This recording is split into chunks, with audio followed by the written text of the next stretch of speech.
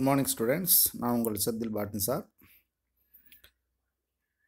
இந்த வீடியோவில் classical ஜெனட்டிக்ஸில் extra chromosomal inheritance அப்படின்னு ஒரு தலைப்பு. எக்ஸ்ட்ரா குரோமோசோம் தவிர்த்த பாரம்பரியம். ஆக்சுவலாக எக்ஸ்ட்ரா குரோமோசோமல் இன்ஹெரிடன்ஸ் அப்படின்னா குரோமோசோம் இல்லாத பாரம்பரியமாகிற ஒரு நிகழ்வை அப்படி இருக்கா? ஜென்ரலாக குரோமோசோம் அதில் இருக்கிற ஜீன் இதன் அடிப்படையில் தான் ஒரு தலைமுறையிலேருந்து அடுத்த தலைமுறைக்கு ஒன் ஜென்ரேஷன் அடுத்த ஜென்ரேஷனுக்கு கேரக்டர்ஸ் ட்ரான்ஸ்ஃபர் ஆகும். அப்படி இல்லாமல் குரோமோசோம் சார்ந்து இல்லாமல் வேறு பாரம்பரியம் இருக்குது. அதை தான் நம்ம எக்ஸ்ட்ரா நியூக்ளியர் இன்ஹெரிடன்ஸ் கூட சொல்லலாம். இது என்ன சார் அப்படின்னா சைட்டோபிளாஸ்மிக் இன்ஹெரிடன்ஸ் அதுதான். என்ன, the DNA is the universal genetic material. உங்களுக்கு எல்லாத்துக்குமே தெரியும். Jeans located in nuclear chromosome. ஒரு குரோமோசோமில் இருக்கக்கூடிய அதாவது நியூக்ளியஸில் இருக்கக்கூடிய குரோமோசோமில் ஜீன்ஸ் இருக்கும். இது எப்பயுமே இந்த ஃபாலோ மெண்டலின் இன்ஹெரிடன்ஸ். எப்பயுமே இதெல்லாம் மெண்டலின் இன்ஹெரிடன்ஸ் ஃபாலோ பண்ணி தான் இருக்கும். But certain traits are governed either by the chloroplast or mitochondrial gene. இது குளோரோபிளாஸ்டில் இருந்தோ இல்லை மைட்டோகாண்ட்ரியல் ஜீனோ இன்ஹெரிடன்ஸ் ஆகிருந்தால் நம்ம அதை எக்ஸ்ட்ரா குரோமோசோமல் இன்ஹெரிடன்ஸ்னு சொல்லலாம். ஓகேவா? இதை தான் நம்ம this phenomenon is known as extra nuclear இன்ஹெரிடன்ஸ்னு கூட சொல்லலாம். It is a kind of non Mendelian inheritance. ஏன்னா இது வந்து மெண்டலின் இன்ஹெரிடன்ஸ்க்கு ஒரு கைண்ட் அப்படின்னு சொல்கிறாங்க. Since it involve cytoplasmic organelles. நல்லா பாருங்கள், அதில் சொல்கிற பாருங்கள், இதுதான் since cytoplasmic it involves cytoplasmic organelle such as chloroplast and mitochondrion that act as inheritance vector. இப்போ இங்கே பாருங்கள், குளோரோபிளாஸ்டோ மைட்டோகாண்ட்ரியமோ என்ன இருக்குன்னா இன்ஹெரிடன்ட் வெக்டாராக இருக்குது. It is also called cytoplasmic inheritance. It is based on independent self-replicating extra chromosomal unit is called the plasmogene அப்படின்னு ஒன்று இருக்குது. The located in the cytoplasmic organelle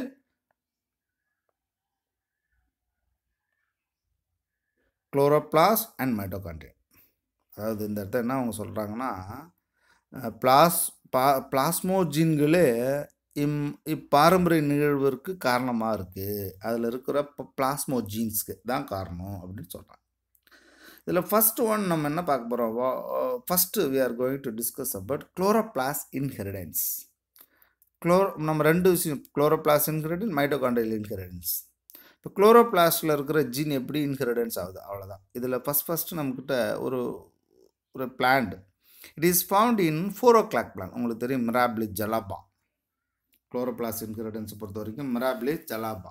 It is found 4 o'clock plant, Mirabilis jalapa. In this there are 2 types of variegated leaves, namely dark green leaved plant 1 and pale green leaved plant 2. When the pollen of dark green leaved plant is transferred to the stigma of pollen green leaved plant, female plant. இப்போ நம்ம பாருங்க, the dark green leaved plant male, the pale green leaved plant female, and pollen of pale green leaved plant is transferred to the stigma of dark green leaved plant. ரெண்டு விஷயத்தை இதில் நீங்கள் பார்க்கணும். இதுக்கு ஈஸியாக ஒரு வழி இருக்குது. நம்மக்கிட்ட டயக்ராமேட்டிக்கலாக அவங்களே கொடுத்துருக்காங்க. என்னென்னு பாருங்கள், அழகாக கலர்ஃபுல்லாக டயக்ராம் கொடுத்துருக்காங்க. என்னென்னு பாருங்கள், ஒன்று பேல் கிரீன் லீவ்டு பிளான்ட் மேல், இன்னொன்று dark green leaved plant female. இது ஒரு பேரண்ட். அடுத்தது இந்த பக்கம் வந்தீங்கன்னா டார்க் கிரீன் லீவ்டு பிளான்ட் மேல், பேல் கிரீன் லீவ்டு பிளான்ட் ஃபீமேல். இப்போ நான் முன்னாடி இருந்ததுக்கு ஆப்போசிட்டாக இருக்குது. இப்போ பாருங்கள், முதல்ல எடுத்தோடனே pale green leaved plant dark green leaved plant நம்ம கிராஸ் பண்ணோம்னா நமக்கு F1 ஜென்ரேஷனில் டார்க் கிரீன் லீவ்டு பிளான்ட் கிடச்சிருக்கு. சரி, அதே இந்த பக்கம் வாங்க, டார்க் கிரீன் லீவ்டு பிளான்ட் அதாவது மேலாகவும் பேல் கிரீன் லீவ்டு பிளான்ட் ஃபீமேலாகவும் பண்ணிங்கன்னா உங்களுக்கு F1 ஜென்ரேஷனில் பேல் கிரீன் லீவ்டு பிளான்ட் கிடச்சிருக்கு. இங்கே பாருங்கள், டார்க் கிரீன் லீவ்டு பிளான்ட், இங்கே பேல் கிரீன் லீவ்டு பிளான்ட். இதுதான் ரெண்டுக்குள்ள வித்தியாசம். என்ன காரணம் அப்படின்றது தான் அதில் இருக்கிற அந்த இன்ஹெரிடன்ஸ் கேரக்டர்ஸ். என்ன சார் அப்படின்னு பார்த்தீங்கன்னா அவங்க அதுக்கு ஒரு டெஃபினேஷன் தராங்க. என்னன்னு பாருங்க. F1 generation of both classes must be identical as per Mendelian inheritance. But the reciprocal class of F1 plant differs from each others. In each classes of F1 plant reveals the character of plant which is used as female plant. இப்போ நம்ம final result அவங்க என்ன சொல்றாங்கன்னா in this inheritance அவங்க பார்த்துங்க இப்போ சொல்லுவாங்க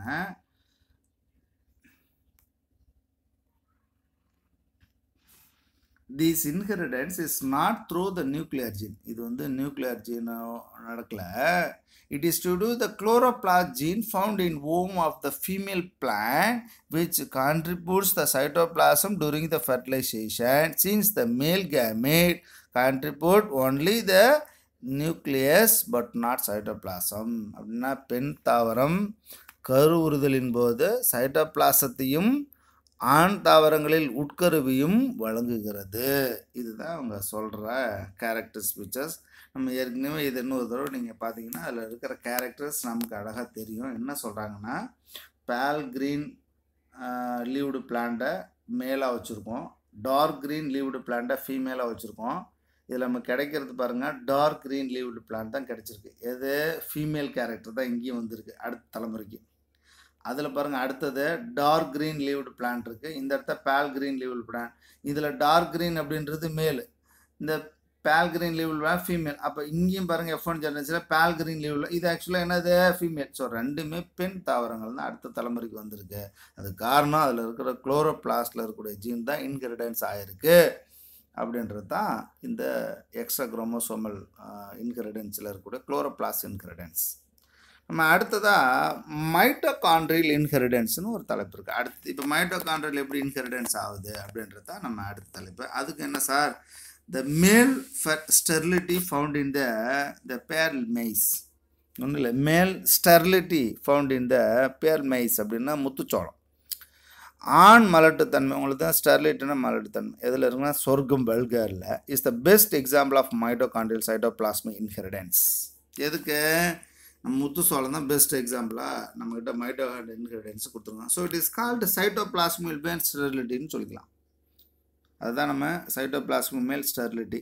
இன் this male sterility in inherited maternally அப்படின்னா எப்பவுமே தாயின் வழி பண்பாக இது பாரம்பரியமாகிறது.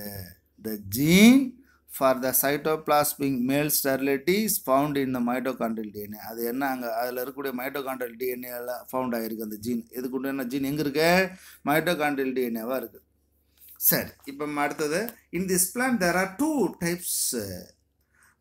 ஒன் த நார்மல் சைட்டோபிளாசம், ஒன்று நார்மலாக N which is male fertile and other one is the aberrant cytoplasm S which is male sterile. ரெண்டு பாருங்க, ஒன்று ஃபெர்டைல் ஒன்று ஸ்டெரைல். எது ஃபெர்டைல் எது ஸ்டெரைல் அப்படின்னு முதல்ல ஸ்டெரைல்னா என்ன ஃபெர்டைல்னா என்னன்னு பார்த்துங்க. நம்ம ஆல்ரெடி தெரிஞ்சிருக்கோம். ஸ்டெரைல்னா மலடு, ஃபெர்டைல்னா வளமாக இருக்கிறது. பாருங்கள் முதல்ல இருக்கிறது ஃபெர்டைல். ஃபெர்டைல் என்ன சொன்னோம் நம்ம ஏற்கனவே, வளமாக இருக்குது N. அதுக்கடுத்து என்ன சொல்கிறோம், ஸ்டெரைல். ஸ்டெரைல் என்ன வளமற்றது, அதாவது மலடு அப்படின்றது S இந்த இடத்த, புரியுதா, இன் விச் மேல் sterile. So this types also exhibit the reciprocal difference are found in Mirabilis jalapa. இது பார்த்தீங்கன்னா ஏற்கனவே Mirabilis jalapa போன்ற பரிமாற்ற கலப்பு மாறுபாட்டை வெளிப்படுத்துகிறது. பரிமாற்ற கலப்பு மாறுபாடு எங்கே பார்த்தோம் நம்ம முன்னாடி Mirabilis jalapa, அது மாதிரி வெளிப்படுத்துகிறது. சரி, இப்போ நம்மகிட்ட கேரக்டர்ஸ் வைஸாக பார்த்தீங்கன்னா பிளான் வித் நார்மல் சைட்டோபிளாசம் மேல் N, plan with அபரண்ட் cytoplasm female. இப்போ நம்ம வந்து S, இது ரெண்டையும் F1ல் பார்த்தீங்கன்னா மேல் ஸ்டெரைல் பிளான் கிடச்சிருக்கு. ஆனால் இங்கே பாருங்கள் plan with அபரண்ட் cytoplasm cannot be மேல். ஏன்னா இங்கே சின்ஸ் போலன் ஆர் ஸ்டெரைலாக இருக்குது இல்லையா ஒன்று. அதோட எப்பவுமே நார்மலாக இருக்கக்கூடிய பிளான்ட் இது சைட்டோபிளாசம், அதாவது இந்த பிளான் வித் நார்மல் சைட்டோபிளாசம் இருக்கக்கூடிய பிளான்ட்டு கேன் பி ஃபீமேல். இது ஆக்சுவலாக இப்போ இது ஓகே தான் ஃபீமேல். ஆனால் முன்னாடி இருந்தது பாருங்கள், இந்த பிளான் என்னது நம்ம வித் த அபரன் சைட்டோபிளாசம் அதில் தான் மேல், அதாவது இது வந்து ஸ்டெரலாக இருக்குல்ல, அப்படின்னா என்ன அர்த்தம், மலடாக இருக்குல்ல, இது ரெண்டையும் கிராஸ் பண்ணுறது பாசிபிலிட்டி இருக்குமா, இருக்காது. So cross is not possible. ஓகேவா? ஸோ இப்போ என்ன பாருங்கள், நீங்கள் அடுத்த கேட்டகரிஸ் வரும்போது உங்களுக்கு பாருங்கள், உங்களுக்கு ஒரு டயக்ராமேட்டிக்கில் ஆல் ஒயிட் குளோரோபிளாஸ்ட் பாருங்கள், all white chloroplast, green chloroplast, இந்த மாதிரி ஒரு விளக்கம் கொடுத்துருக்காங்க. இப்போ இதனுடைய டெஃபினேஷன் என்ன அவங்க சொல்கிறாங்கன்னா, நல்லா பாருங்கள், அடுத்த விஷயத்துக்கு நம்ம வரணும். Recently it has been discovered that cytoplasmic genetic male sterility is common in many plant species. தற்காலத்தில் ஆண் மலட்டுத்தன்மைக்கான சைட்டோபிளாசம் மரபு வழி பல தாவரங்களில் இருப்பதாக கண்டறியப்பட்டுள்ளது. This sterility is maintained by the influence of both nucleus and cytoplasmic gene. There are commonly two types. உங்களுக்கு தெரியும், நம்ம ஏற்கனவே சொல்லியிருக்கோம். இவற்றில் ஆண் மலட்டுத்தன்மை உட்கரு மற்றும் சைட்டோபிளாச மரபணுக்களின் செயல்பாட்டால் தீர்மானிக்கப்படுகிறது. அதான் நம்ம சொன்னோம், அதில் 2 types, cytoplasm N normal and S sterile. The genes for this are found in mitochondria. அந்த ஜீன் எங்கே இருக்குன்னு சொன்னால் மைட்டோகாண்ட்ரியாவில் இருக்கும். There are also restore of fertility gene. இங்கே எடுத்த ஒரு முக்கியமான விஷயம், fertility gene ஒன்று இருக்குது. அப்படின்னா என்ன சார் அப்படின்னு பார்த்தீங்கன்னா, மரபு, அதாவது வளத்தன்மை மீட்டெடுக்கும் மரபணுவாக்கம் உட்கருவில் காணப்படுது. வளத்தன்மை மீட்டெடுக்கிறதுனா அதான் ரெஸ்டோர் த ஃபெர்டிலிட்டி, அந்த ஃபெர்டிலிட்டி வந்து ரெஸ்டோர் பண்ணுறது. Even though these genes are nuclear genes, they are distinct from genetic male sterility genes of other plant because RF another restore of fertility gene do not have any expression of their own unless the sterile cytoplasm is present. அங்கே என்ன இருக்குது, cytoplasm present ஆயிருக்கு. RF gene is required to the restore fertility in S cytoplasm which is responsible for fertility. அது காரணம் sterility. அது காரணம் என்னது, sterility காரணம். So the combination of N cytoplasm with small f and S cytoplasm with capital R small f produced plant with fertile pollen, while cytoplasm with small r small f produced only male sterile plant அப்படின்னா அவங்க நமக்கு விளங்க கொடுக்குறாங்க. என்னன்னு பாருங்க, fertile மேல் இருக்கு, அது வந்து N, அது வந்து என்னது small r small f. Fertile அதாவது ஃபீமேல் இருக்குது, அது ஆல்ரெடி நம்ம காமன். அதில் வந்து பாருங்கள் கேபிட்டல் R ஸ்மால் f இது எஸ், இது ரெண்டையும் நம்ம கிராஸ் பண்ணால் fertile male due to the restore gene. அதே நம்ம ஃபீமேல், அதாவது ஃபெர்டைல் ஃபீமேலையும் மேல் இதை நம்ம கிராஸ் பண்ணும்போது sterile male due to the absence of restore gene. இதுதான் நம்ம என்ன சொல்லியிருக்கோம், நம்ம இந்த மைட்டோகாண்ட்ரியல் இன்ஹெரிடன்ஸ்க்கு காரணம். மைட்டோகாண்ட்ரியல் இன்ஹெரிடன்ஸ் எந்த ரூட்டில் நடக்குதுன்றதை இவங்க விளக்கம் கொடுத்துருக்காங்க. புரியுதா?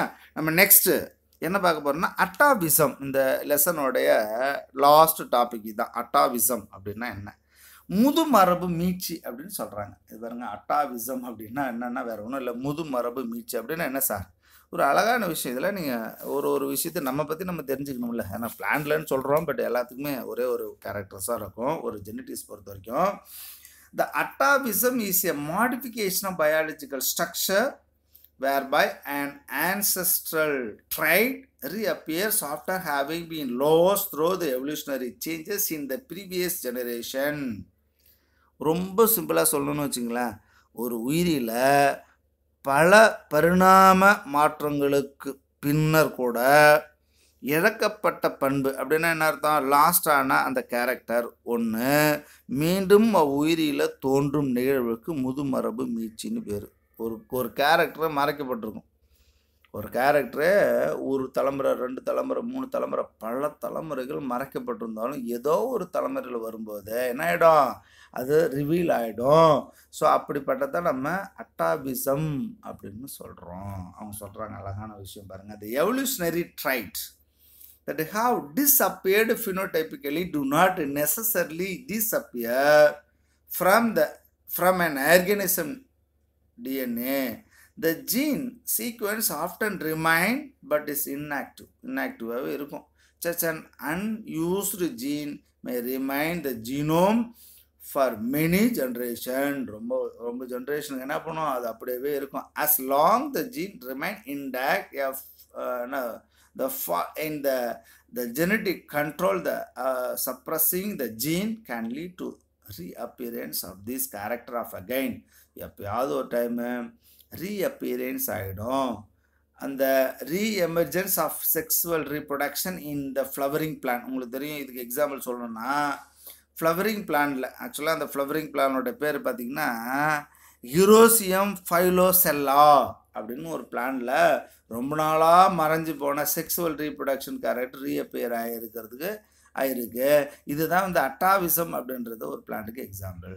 ஆக்சுவலாக நம்ம இந்த ஒரு அட்டாவிசம் அப்படின்னு என்ன முது மரபு மீட்சின்னு சொன்னோம்ல. ஸோ அது எப்படி இந்த ஹீரோசியம் பைலாசெல்லாவில் செக்ஸுவல் ரீப்ரொடக்ஷனும் இல்லாமல் இருந்துச்சு, ஒரு நாளுக்கு அப்புறம் ரீஅப்பியர் ஆகிருக்கு. ஸோ இந்த மாதிரி பல தலைமுறைக்கு அப்புறம் ரீஅப்பியர் சில கேரக்டர்ஸ் சில பண்பு ரீஅப்பியர் ஆகிருந்தால் அதை நம்ம என்னன்னு சொல்லலாம், அட்டாவிசம். இது நிறைய இடத்துல நடந்துக்கிட்டே இருக்கு. ஸோ இதோட இந்த லெசன், அதாவது கிளாசிக்கல் ஜெனடிக்ஸ் முடியுது. நம்ம அடுத்த ஒரு டாப்பிக்கில் பார்ப்போம். தேங்க்யூ.